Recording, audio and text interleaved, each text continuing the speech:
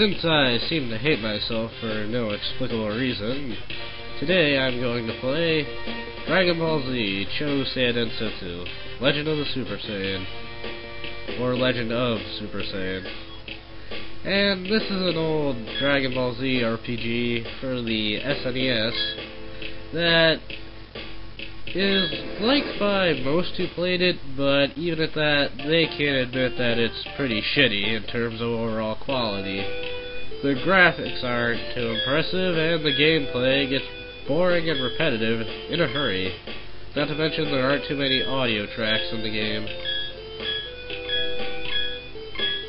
And Krillin's whining, that's always nice. And Master Roshi gives us gold. Oh boy. Anyways, as you can see, you can walk around, but what even better than that, you can fly! Hooray! And our first goal is to go a little north of here.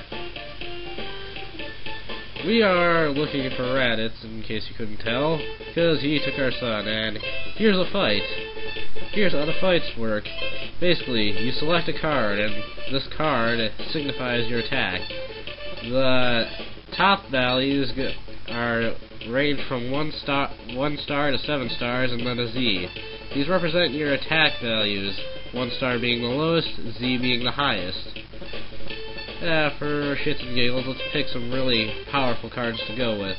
On the bottom, there are Japanese symbols, which also represent numbers which go from 1 to Z, Z being the highest, and when, basically, if you have one that represents, like this one is 2, that'll be a pretty poor defense, whereas Z would be the best defense available. And here's how battles work. You get to see little animations of your characters attacking. This looks cool, but you realize how slow it is, and, well, it gets boring real fast. And if this hits, it will pretty much destroy this thing. That was pretty unnecessary, but at the very least it's cool to look at. So, we have to go fight Raditz, but not yet, because, well, unlike in the show, don't expect to pull off any miracles with a battle power of 416. Raditz would completely destroy you. Not to mention you need a special card, a special item rather, to even hope to even damage him.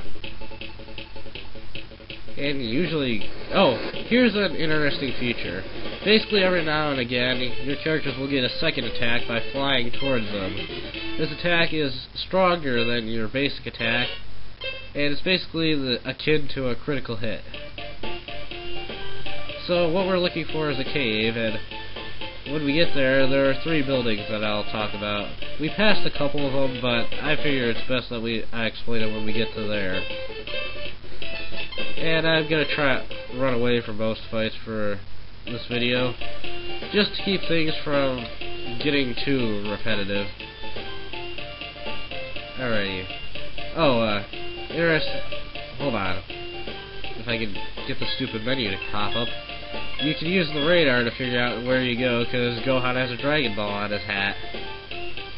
But this cave is where we have to go through to get to Raditz, but we're not going to go through there yet. Oh, I'm definitely running from this. I don't want to take on anything that would be too tough at this point, because we are rather weak. Anyways, here's the 3 different types of buildings. Well, there's one more, but we'll get to that later. Over here is a ordinary house. There's only really one of these that you have to pay attention to, and these 2 are talking about Raditz's space pod and how he unleashed all the Cybermen, I guess. Okay, that's not important except for one house in this area. This is a shop. You can talk to Baba to buy things.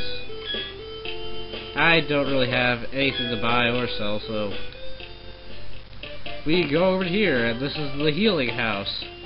If you go in here, you can talk to Bulma, and she'll heal you. I'd also like to note that there are multiple healing houses, so Bulma seems to be in more than one place at a time. Anyways, there's another house that's important. I'll go look around for it. Let's see.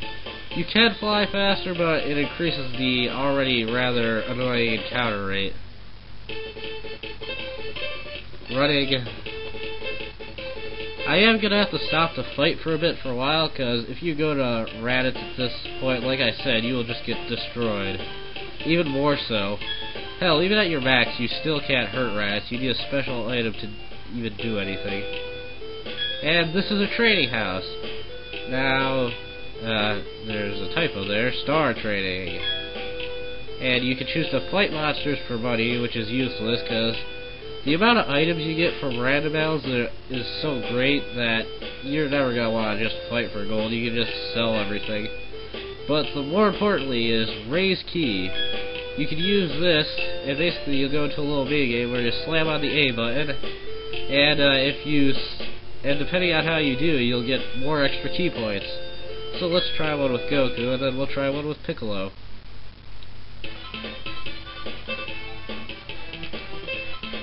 Alright. Yeah, you can earn up to 5 key points. So just slam on the A button. Since I'm not that good, I'll probably only manage to get 3 most times. I could set up my turbo button and just exploit the hell out of this, but I'll do that some other time.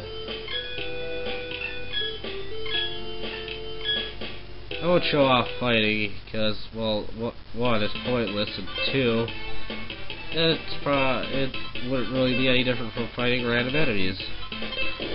And Piccolo has green key, which is unique to him.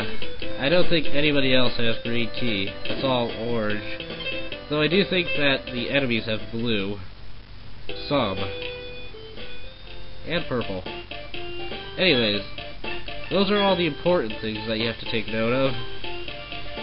So I guess this is just to show off the basics of the game. So let's just get into a fight. Let's see.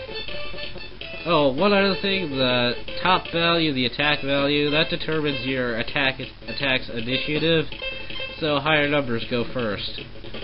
These Cybermen usually draw low cards, except for the yellow one. The blue ones are completely worthless. Oh, one thing I forgot to mention. You notice how the characters have little symbols underneath their portraits? If you draw a card that has a matching symbol, you'll be able to attack all your enemies.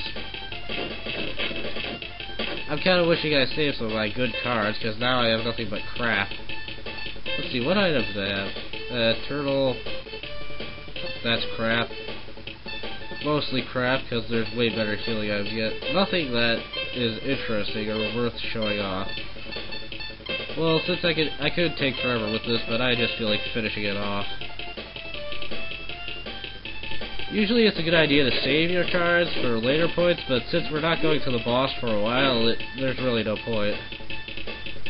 One thing to note, when both Goku and Piccolo get to level 4, random encounters will stop happening. This is a gimmick used to make sure that the boss is somewhat challenging. It only does it in 2 areas, this one and the one before you fight Vegeta and Nappa. Alright, let's just auto this. Generally, autoing is a bad idea because the game likes to pick the worst cards you have, usually. Anyways, that was the last enemy. So this is this little introduction video of Chou Saiya Densetsu. I'm gonna have to trade up for a bit, because, like I said, rats will just horribly kill you. So, until next time, see ya.